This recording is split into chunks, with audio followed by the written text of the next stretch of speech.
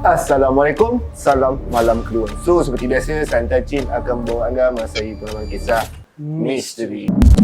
Tepat pada pukul 12 malam. And then tiba-tiba dia pun pegang tangan orang kat belakang. Allah.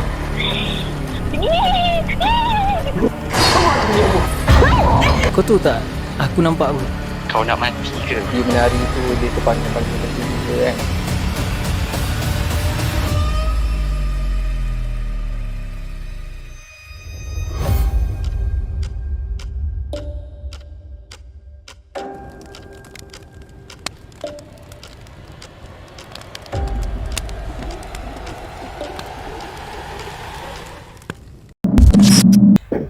Okey, seperti kita tahu Syong, setiap panggilan-panggilan kita akan ada tetamu-tetamu baru Syong.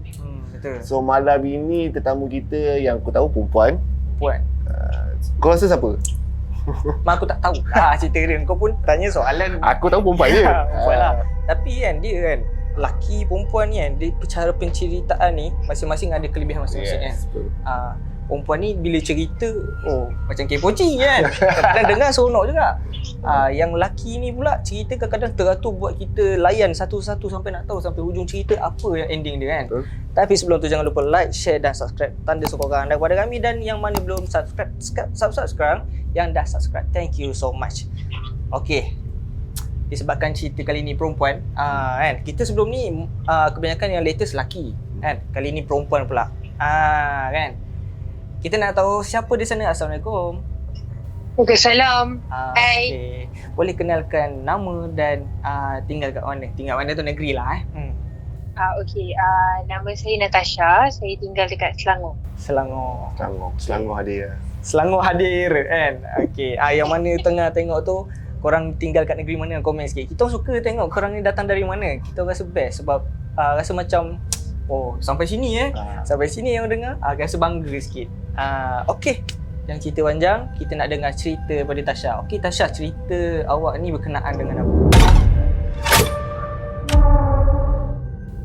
Okey, cerita saya ni pasal ada, macam mana saya nak cakap, ada satu entiti yang selamatkan saya daripada dirompak ataupun dirugul ataupun dibunuh. Weh, Situasi tu macam scary. Aku bukan scary entity tu. Scary dia nak berlaku lah, macam banyak benda kena. Yelah tu. Dia lagi, aku rasa macam entiti selamatkan. Serius lah, yang entiti baik kan. First time ni nak dengar kan. Okay Tasha, boleh ceritakan pengalaman tu? Okay, benda ni jadi tahun 2004-2005 macam tu lah So, masa tu saya baru lepas habis SPM. Kira budak-budak nakal lah. So, masa tu ada boyfriend kan. So, boyfriend saya ni masa tu, dia duduk KL tapi dia ada job dekat Baling, Kedah. Okay.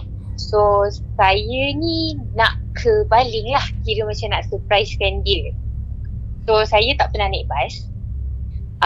Budak baru lepas SPM. Jadi, saya ambil bas daripada Pudu ke Baling, Kedah. Saya tiket ke Baling. Tapi masa tu tak ada direct bus tau. Okay.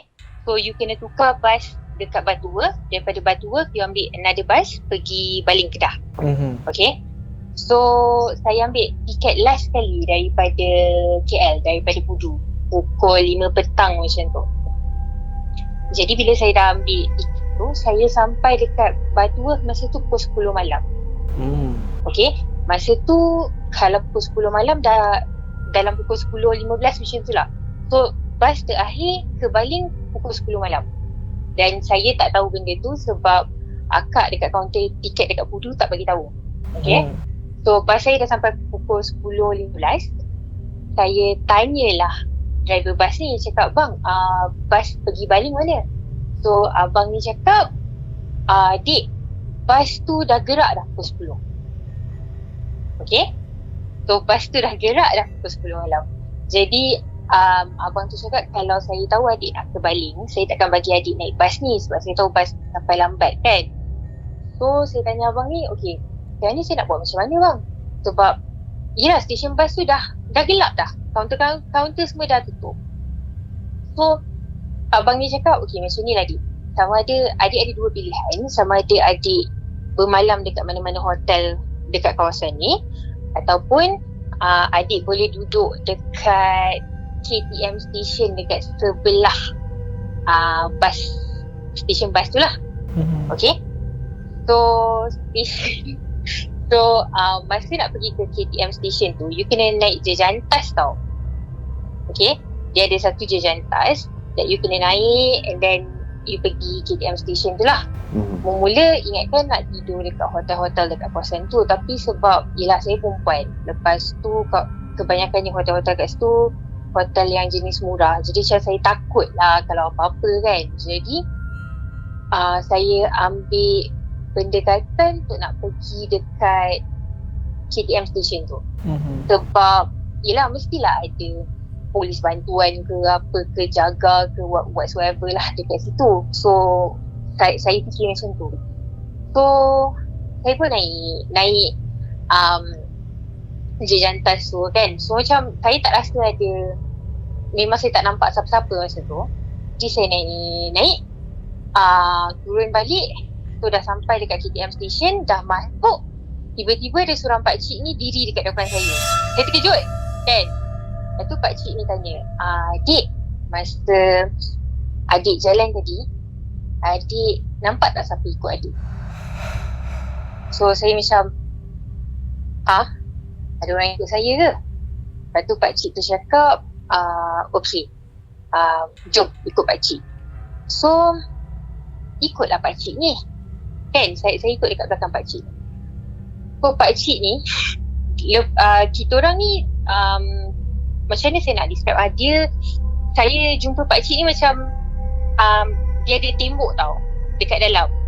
Okay, jadi bila kita orang nak keluar, kita kena keluar balik dekat situ lah kan. Okay, so kita orang keluar balik, lepas tembok tu pakcik tu diri dekat situ. Tiba-tiba saya nampak ada seorang Bangla sebenarnya ikut saya daripada belakang, tapi saya tak sedar.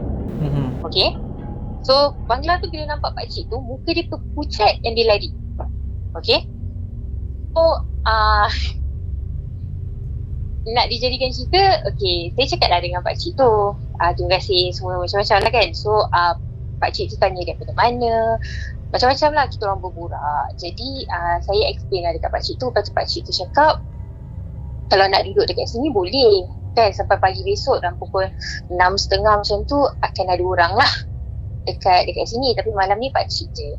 So saya cakap kat dia, okey lah, tak apalah, kalau pakcik benarkan, alhamdulillah lah kan. So saya duduk dekat stesen tu, tapi pakcik tu cakap kat saya, setiap 2 jam dia kena pusing stesen.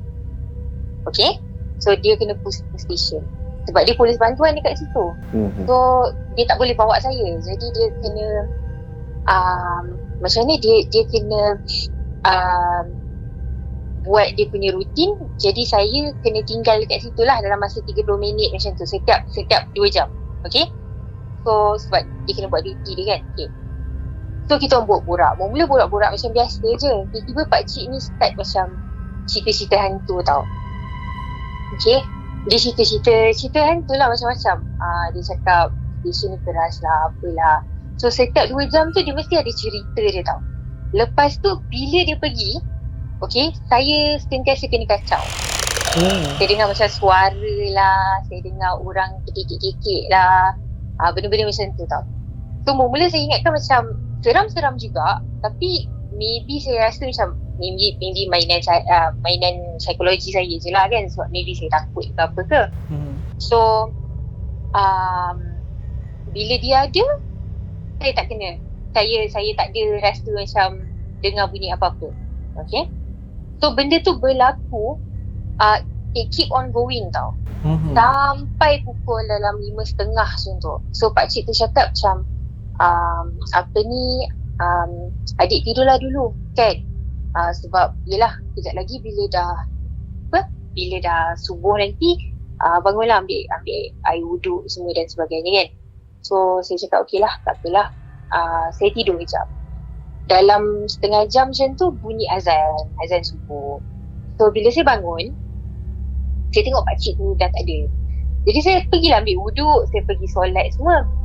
So So lepas dah habis solat tu dah ramai dah orang dekat stesen dan ada polis bantuan lain. Jadi saya tanya kat polis tu, saya cakap, bang, pakcik tadi tu mana? Sebab nak cakap terima kasih kat dia. Dia cakap, pakcik yang mana?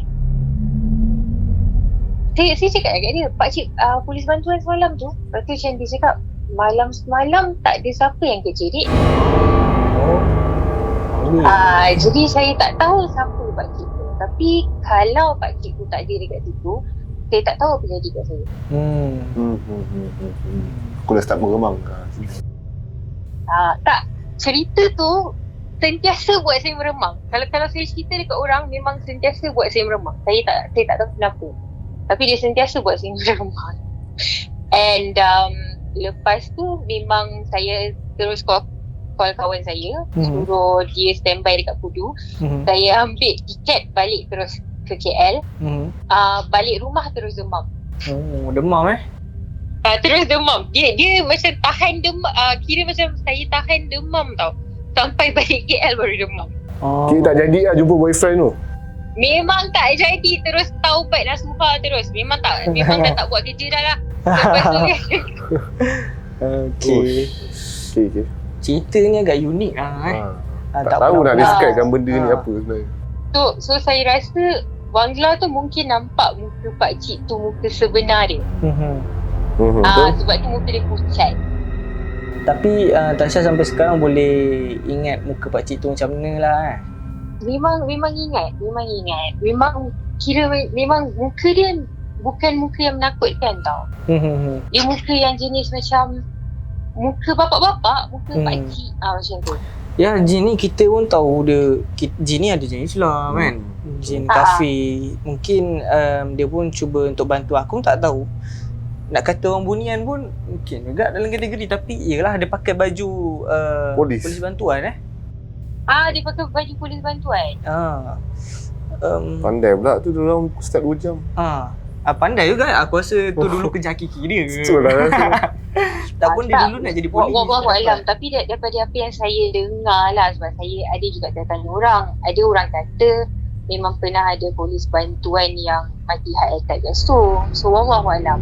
Wallahualam. Sebab saya tak percayalah macam roh boleh duduk dekat satu tempat kan. Kita tak tahu kan. So yang saya tahu memang saya berterima kasih lah dengan pakcik tu. Walaupun dia menyeramkan saya, tapi saya berterima kasih dengan dia. Betul. Boleh jadi masa Tasha dalam perjalanan tu ada doa perlindungan ke? Doa yelah, selalu kalau kita naik kenderaan ke apa ke, memang kita doa lah kan. Kalau kita nak travel ke apa ke, yang tu rutin lah. Cuma kesimpulannya kalau nak pergi mana-mana tu kena bagi tahu mak bapak lah. Sebab kalau tak bagi tahu, itulah padah dia. Kalau kita menipu mak bapak, tu padah dia. Kalau kita cakap kita tidur rumah kawan tapi sebenarnya kita nak ke tempat lain kan, itulah natijah dia. Itulah. Tapi apa pun nak ke mana-mana baca doa guys kan. Mungkin ada hikmah sebalik itu, orang nak tolong tapi kita tak nampak kan. Keduanya kat sini aku nampak pengorbanan seorang wanita nak jumpa boyfriend. Last kali kahwin ke tak? Break up terus. Break up terus geng. Sebab pakcik tu. Sebab pakcik itu ni pasal. Okay. Tapi patutnya lelaki tu bersyukur tau. Kan nampak tak effort dia macam mana kan. Tapi apa-apa pun, yelah, terima kasih lah kepada pakcik tu Cerita ni unik tapi aku tak boleh nak ulas sangat sebab aku pun tak tahu. Tak boleh nak kita gambar. nak percaya, aku nak suruh percaya jin pun tak boleh. Kata malaikat pun Allahualam. Wallahualam. Tapi mungkin Tasha ada amalan yang sebelum ni kan, macam kita pernah dengar kisah seorang tudung labu yang duduk kat US yang kena dikejar. Parents saya selalu ajar before tidur sedekahkan sekurang-kurangnya 100 kali selawat Nabi. Surah Subuh. Betul lah. Bila kita selawat, Allah akan turunkan malaikat yang jaga Nabi tu kepada kita. Okay guys, tu salah satu orang kata tips ataupun doa zikir boleh ambil supaya dapat perlindungan daripada dapat musibah-musibah macam tu. Okay. Yang mana tak tahu kisah yang macam Hafiz cakap tadi, kisah tu memang kisah benar kan? Buka je lagu ni. Intim wanita. Intim wanita. Kita orang memang dengan nasyid selalu kat sini. Dengar cerita lagu tu dia akan cerita kisah macam mana yang Tasha lalui tu lebih kurang sama dengan cerita dalam lagu Intim tu. Kisah benar tu. Okey, Tasha, cerita yang first ni seronok dengar. Kita nak dengar kalau ada yang nombor 2 ni.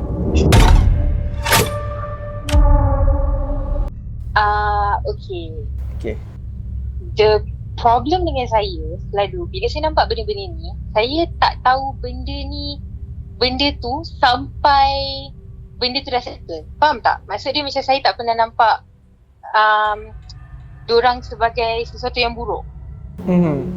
Maksud dia macam fizikal yang buruk tu saya tak pernah nampak. Okay? Kecuali ada satu time ni masa saya kecil lah. Okay, masa tu umur saya 5 tahun, umur abang saya 6 tahun. So kita orang ni selalu gaduh tau. Okay, kita orang selalu gaduh kan. So ada this one time, kita orang gaduh dekat dapur. So tengah bergaduh ni, tiba-tiba aunty saya datang. Kita orang panggil aunty saya ni mama tau. So aunty saya masuk dekat dapur dan cakap dekat kita orang, gaduh. So nanti dia kata nanti momok kacau kita orang. So masa tu dah malam. Okay, 15 minit lepas mama keluar daripada dapur, kita orang masih lagi gaduh ni. Tiba-tiba kita orang dengar ada bang dekat tingkap. Okay, macam ada orang ketuk. So kita orang still lah langsir. Kita orang nampak gula-gula besar, tapi muka tak ada. Dia balut the whole face kan, tengah ketuk tingkap tu guna kepala dia. Okay. Tapi kita orang tak lari, kita orang gelak sebab kita orang ingatkan yang tu mama saja nak takut-takutkan kita orang. Korang nampak tapi korang gelak. Kita orang gelak sebab kita orang ingatkan yang tu mama. Okay. Sebab kan tadi dia cakap kata nanti momok nak kacau kita orang. So 15 minit lepas tu kita nampak benda tu ketuk tingkap lah guna kepala dia. So kita orang gelak dekat situ. Kita orang gelak. Lepas tu kita orang keluar lah daripada dapur. Okay. Fast forward sampai umur kita orang 15 tahun macam tu. Saya tanyalah mama kan. Saya cakap, Mama ingat tak mama pernah buat benda-benda ni semua dekat kita orang dulu masa kecil. Cerita balik kan. So mama cakap macam mana tau, korang gila ke mama nak balut diri mama macam tu? Memang tak lah, that is not mama. Sudah. Pecah bala. Selepas 10 tahun baru kita orang tahu benda tu real. Macam mana boleh terdetik je nak recap balik cerita dulu ni? Tak, sebab masa tu kita orang tengah cerita-cerita pasal zaman kita orang kanak-kanak. So kita orang tengah macam tengah lepak-lepak dengan mama semua kan. So macam tengah-tengah cerita lah. So mama cakap lah, korang ni masa kecil nakal lah, apalah, whatever. So benda tu terkeluar lah. Lepas tu mama cakap bukan dia. Memang bukan dia. Because dia takkan berani buat macam tu. So esoknya dua-dua terus demam. Saya dengan abang saya terus demam. Selepas 10 tahun. Selepas 10 tahun baru nak demam. Dengar bawa demam. Betul delay tu. Memang kita orang sebab memang kita orang tak tahu. Kita orang ingatkan yang tu mama. Memang betul-betul ingatkan tu mama. Tapi dari segi saiz dengan muka dia memang lain lah muka tak nampak sebab dia balut semua. Jadi muka tak nampak. Okey, masa dia ketuk tingkap pakai cermin tu, berapa lama dia ada kat situ? Macam mana? Masa dia ketuk cermin pakai kepala tu, berapa lama dia kat situ? Dia lama jugalah, dalam 2 minit macam tu, 2-3 minit. Lepas tu kita orang gelak-gelak lah sambil keluar daripada dapur kan, sebab kita ingatkan mama. Okey, lepas tu tak ada keluar cik mama. Memang kenapa cik? Tak ada. Kita orang macam just gelak-gelak je. And then kita orang just buat hal kita orang. Okey. Alright. Peace. Aku nak tanya kau ni. Kau ada dengar apa-apa tak? Betul. Kau dengar apa-apa ni? Tahu, tadi aku ada berumang. Kita orang kat sini ada dengar something tapi tak tahu apa benda. Okey, tak Aku apa. tak asal. Aku memang tadi aku diam je. Sebab tu aku tengah berselawat. Korang dengar orang gelak? Tak. Ada something lah kat ceiling lah. Tak biar lah. Okey. Tasha. Okey, cerita kedua. Best. Ada cerita ketiga tak? Ada. Okey. Dekat asrama. Oh, selalu cerita asrama ni dia macam kan? Okey. Tapi cerita ni macam klise sikit lah. Tak tahu lah kalau korang rasa dia klise. Okey. Sebab tu kau pasal dia. Aku dengar. Dia tengah main phone. Tak ada play pun. Okey, tak apa. Okey, okey Tasha, kita nak dengar cerita yang ketiga. Okay, benda ni jadi kat asrama. Okay. So saya ni dulu sekolah dekat sekolah asrama lah. Dekat salah satu sekolah dekat Negeri Sembilan. Saya tak nak cakap sekolah mana. Tapi salah satu sekolah dekat Negeri Sembilan. So masa tu saya form 4. Okay. Saya ada masa tu saya ada depression tau. Okay, so saya tak boleh nak stay dekat asrama dan saya minta jasa baik pengetua untuk saya nak balik ke rumah lah. Memang ada surat daripada doktor semua, so pengetua bagi saya balik untuk 3 bulan. So saya study kat rumah, ambil tuition, everything lah. Okay. So saya tak tahu apa yang berlaku dekat asrama because time tu nobody boleh bawa handphone ke apa kan. So memang kita memang tak touch base dengan siapa-siapa dekat asrama. Okay. So bila saya dah balik dekat asrama, depression saya macam dah okay sikit lah. Okay. So macam biasa asrama kita ada prep kan. Kita ada bilik-bilik prep kita. Okay. So ada satu bilik prep ni tak ada siapa guna. Faham tak? So bilik prep ni sebelah bilik prep saya. Okay. So setiap bilik-bilik prep ni dia ada nama bunga-bunga tau. So bilik prep yang tak digunakan ni nama dia bunga matahari. Okay. So bilik prep matahari ni memang tak digunakan langsung. Okay. So bilik prep saya yang sepatutnya saya guna terlampau ramai sangat student and bising tau. So macam saya tak boleh nak study dalam keadaan yang bising. Okay. So since bilik prep matahari ni kosong, tak digunakan dan saya gunalah. So saya study seorang-seorang kat dalam bilik prep matahari ni. So seminggu lepas tu ada budak baru course lain yang join saya untuk study dekat dalam bilik tu. Nama dia Ana. Okay. So kita orang study sama semua. Bilik prep matahari ni best sebab bilik prep tu je yang ada aircon. Bilik prep lain semua aircon diorang dah buka tau. Ni aircon yang, tahu tak aircon yang besar gedabak yang jenis lama tu? Okay. So bilik tu je yang ada aircon. Bilik-bilik prep lain semua buka aircon. So kita orang ni selalu lah on aircon dekat dalam bilik tu. So dia selalu sejuk kan, macam best lah untuk study. So saya selalu lah study kat dalam bilik tu dengan si Ana ni. So kita orang jadi best friend. Tapi lepas saya perasan lepas saya sentiasa study kat bilik prep matahari ni, senior-senior macam selalu marah saya tau. Okay. And saya tak tahu kenapa. Diorang selalu macam piss off dengan saya, selalu macam nak ragging saya macam tanpa sebab. So macam saya pelik, apa hal ni? Lepas tu budak-budak batch saya pun macam tak nak macam campur dengan saya. So macam apa sebab diorang ni? Saya pelik. So bila dah study kat dalam bilik tu dalam 3-4 bulan macam tu, okay, saya dengan Ana je study kat dalam bilik tu.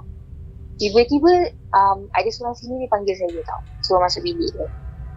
Bilik dorm dia lah. So pergilah. Lepas tu dia cakap lah kat saya, kau tahu tak kau ada buat salah? Macam apa salah saya kak? So dia cakap, kau tahu tak kau study kat bilik matahari? Macam tahu. kau tahu tak kau tak boleh nak study dekat situ. Macam, okay, kenapa? Cakap kat dia kan. Bilik tu dah lama dah kunci, tak ada siapa boleh study kat situ. Sebab tu kita orang tak buka bilik tu. Macam kenapa kau study kat situ? Lepas tu cakap lah dekat kakak tu, sebab bilik kat saya di same. So bilik tu tak ada orang, saya study dengan Ana je, and ada aircon. So macam kita orang selalu lah pasang aircon, sejuk-sejuk. So macam kakak tu cakap, aircon tu dah lama dah rosak, memang tak boleh guna. Bila masa kau guna? So macam pelik tau. Macam kak boleh je guna, memang tiap malam saya pasang aircon tu. So dia cakap tak. And lagi satu macam Ana mana? Lepas tu cakap kat dia, oh Ana course bla bla bla. Lepas tu macam dia cakap macam, mana ada budak course junior nama Ana bla bla dekat course tu kan. Lepas tu dia cakap kat dia macam, ada lah kak, dia study dengan saya tiap malam. So kakak tu cakap bilik tu diorang tak bagi study kat dalam bilik tu sebab ada pelajar bunuh diri. Okay, 20 tahun lepas. And even dekat dalam bilik tu dia ada satu store tau. Dekat dalam store tu, even tali gantung budak tu pun still ada. Orang tak buang. Kenapa Sebab dia tak boleh buang. Tak boleh buang? Tak boleh buang. Siapa-siapa pegang je pingsan. Itulah. Okay. Jadi cerita ni kakak-kakak senior ni dah ceritakan dekat junior hari tu masa saya tak ada dekat asrama selama 3 bulan. So saya memang tak tahu cerita lah kan. So tak ada siapa cerita. Jadi malam tu saya masuk juga bilik Fred tu sebab saya nak tunggu Ana lah kan. Sebab saya macam biol-biol jugalah, macam rasa Ana ni manusia kan. Macam tak percaya lah apa akak ni merepek Jadi macam masuk bilik tu, tiba-tiba Ana datang. Lepas tu borak-borak dengan dia semua. Lepas tu cakap, kakak sini ni semua. Lepas tu Ana tu macam senyum je dekat saya. Dia cakap, lah tak apalah, biar je lah kan. Apa ni, kau jangan risau lah. Aku akan kawan dengan kau sampai baby. Dia macam, okey lah. Cool lah kan cakap dengan dia kan. Lepas tu, masa nak turun tangga tu, kita orang turun sama-sama. Sebab kita orang turun last sekali tau. Yang lain-lain semua dah turun di Dewan Makan. Okay, so blok tu dah kosong lah kan. Cuma kita orang je. So, saya turun tangga. Ana dekat sebelah saya. Okay, dah sampai bawah, dia hilang. Tiba-tiba? So, dia hilang tiba-tiba. Saya meremang saya. So, dia hilang tiba-tiba. So, saya tak tahu. Wallahualam. Lepas tu, dia tak muncul-muncul dah lah lepas tu. Maksudnya, dia tak kacau. Faham tak? Cuma last sekali dia cakap, aku kawan dengan kau sampai bila. Tu je. And dia hilang macam tu je. So, masa tu, barulah saya tahu yang dia tu bukan manusia. Ana, kenapa lah kau macam ni, Ana? Kocong untuk Ana. Hai Ana, sampai bila-bila Ana? Yang si mati yang menggantungkan diri tu masih tak tahu lagi nama sebenarnya apa? Tak tahu, wallahualam. Memang tak tahu sebab benda tu jadi 20 tahun lepas. So, saya macam, okay, one thing about asrama ni, saya macam susah sikit nak percaya cerita-cerita macam tu sebab terlampau banyak sangat urban legend kan. So, kalau kita perasan asrama-asrama semua ada cerita yang sama selalunya. So, sebab tu macam saya susah sikit nak percaya kalau bab-bab cerita pasal budak gantung diri lah, apalah, whatever lah. Susah sikit saya nak percaya. Tapi, benda tu jadi kat saya. Sama ada Ana tu pelajar yang gantung diri tu ataupun tak, wallahualam. Sampai sekarang saya tak tahu. Tapi kalau tadi Tasha kata cerita ni nak kata klise, aku rasa unik lagi cerita ni. Cerita ni dia walaupun ialah biasa tu hantu asrama kan, tapi yang kali ni dia bukan menakut-nakutkan, bukan buruk, bukan. Dia teman belajar guys. Gila. Ini kesunyian. Dia kesunyian tapi tak tahulah nak cakap. Aku tak tahulah hantu baik ni aku nak ulas macam mana. 2 kali baik sangat. Aku tak tahu dah hantu kenapa baik. Tolonglah. Tak apa tolong. Ya, sebelum ni kita dengar. Macam pelik kan. Macam pelik. Selalu Betul, kita betul. jumpa yang sebelah orang. Tapi yang ni tak.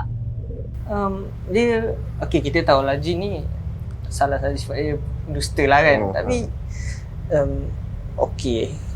Epis kau cakap je. Aku tak boleh dah cerita dia ni. Aku tak cerita dia pasal bila dia cerita pasal gantung semua, aku teringat satu kisah zaman aku belajar universiti. Tapi aku tak nak cerita sebab cerita ni aib. Si Mati memang cerita benar.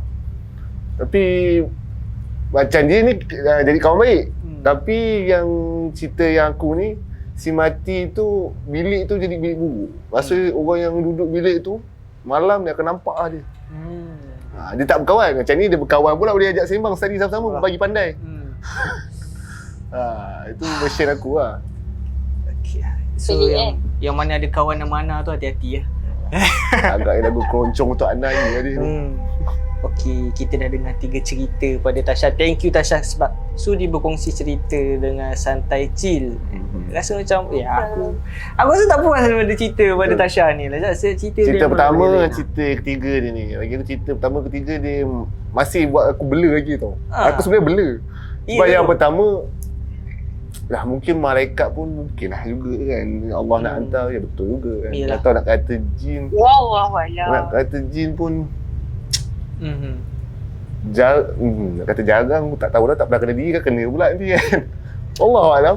Tak apalah, kita tanya viewer kali ni kan. Komen lah kat bawah. Pendapat korang pasal cerita ni dekat bawah kan. Kita orang pun nak tahu yalah, kita orang bukannya power sangat buat ni kan. Tapi insya-Allah perkongsian pada korang pun boleh jadi iktibar pada penonton yang lain kan. Tapi aku ada satu soalan lagi kat Ana. Apa? Ana pula. Tasha. Ana, astagfirullahalazim. Okey. Dekat Tasha. Okey, masa Tasha dekat asrama tu, Tasha maksudnya ada ramai kawan ke ataupun sentiasa berkeseorangan? Memang tak ramai kawan because memang tak boleh nak klik. Maybe Ana memilih Tasha sebab ni kot. Mungkin dia ada sama sifat karakter yang kesunyian menyebabkan dia teman. Aku dapat tangkap satu. Apa dia? Tadi Ana ada kata depression kan? Bukan Ana, Tasha. Sorry. Orang sama aku dengan hantu. Okay, Tasha ada depression kan? Mungkin sebab depression tu dia tak fully recover. Jadi Tasha dapat nampak benda tu sebab benda ni selalunya dia dapat berdamping dengan orang yang ada masalah yang macam ni lah kan, mental health, lemah semangat ataupun fikiran dia celaru. Mungkin tu adalah satu. Betul. I mean when it comes to mental health kan, kalau orang cakap depression tu boleh cure, memang tak. You cuma boleh suppress benda tu, but you tak boleh 100% cure benda tu. It's impossible. Sebab dia akan ada, because dia akan ada trigger dia yang boleh buat you depress balik. Faham? Faham.